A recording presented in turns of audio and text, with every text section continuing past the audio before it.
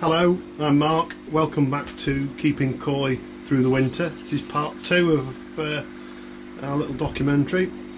Been a few months, a bit later than I'd anticipated, but it's difficult getting good light in the garage, to be honest. So we've got a nice sunny day, so I thought I'd just give you an update on where we're at. Tank's running fantastic. It's virtually zero maintenance, which has been great because I don't have any time anyway. The only thing that I've done this 3 times I think, is take the lid off the filter system. First chamber here is full of the little black brushes, and all I do is get a bucket, pull the brushes out, put them in the bucket, rinse them all out, rinse the matting out that's in the overflow chamber there, and then I get the pond back and just empty this chamber, which takes about, the whole thing takes less than 10 minutes. Turn the whole system off while I'm doing that, of course, but that's it. That's all you have to do. It's an absolute piece of cake.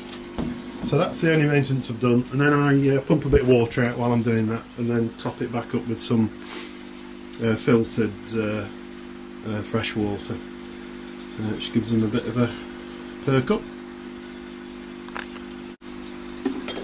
We've been maintaining 25 degrees all through the winter.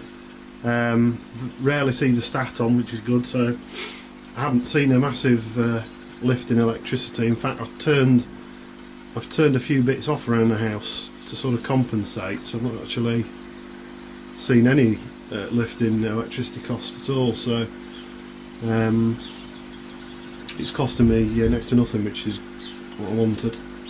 As regards to food, I thought I'd talk a bit more. I mean, I spoke last time about what we're feeding. I'm using high growth because it's obviously over 25 degrees. You shouldn't use this in cold water, but if you're over 20, they can digest it properly and gives them the benefits they need.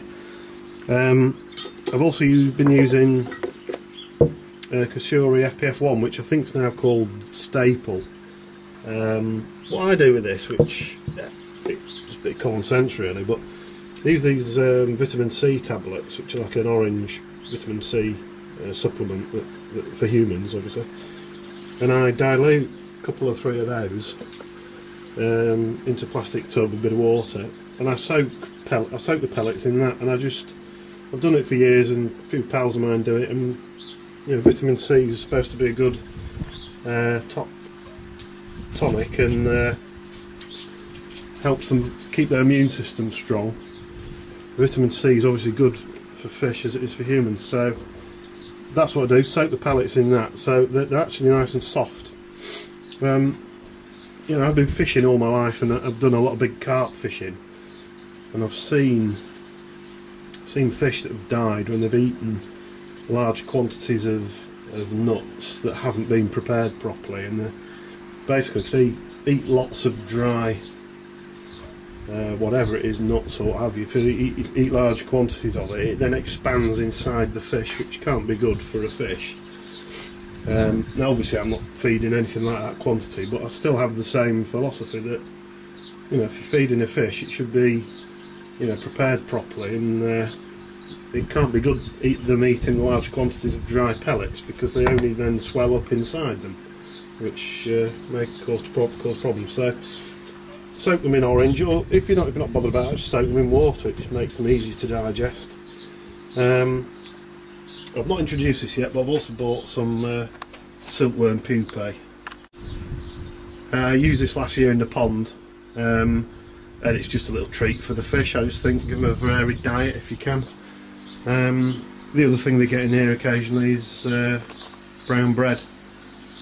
I think white's a bit fattening. I don't think it's as good for them, but wholemeal bread, I think, or white, brown bread, they like that, so I give them a bit of that. As regards the fish, they're not as tame as I'd hoped, but I've not really spent as much time with them as I'd hoped. They're not bad, but they're just a bit skitty still. But they should come up and feed here.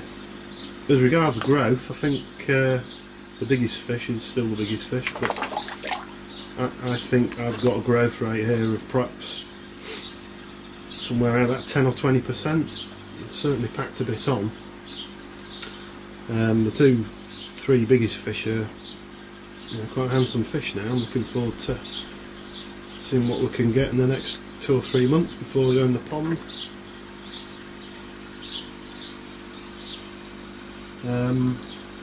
But no, it's going well.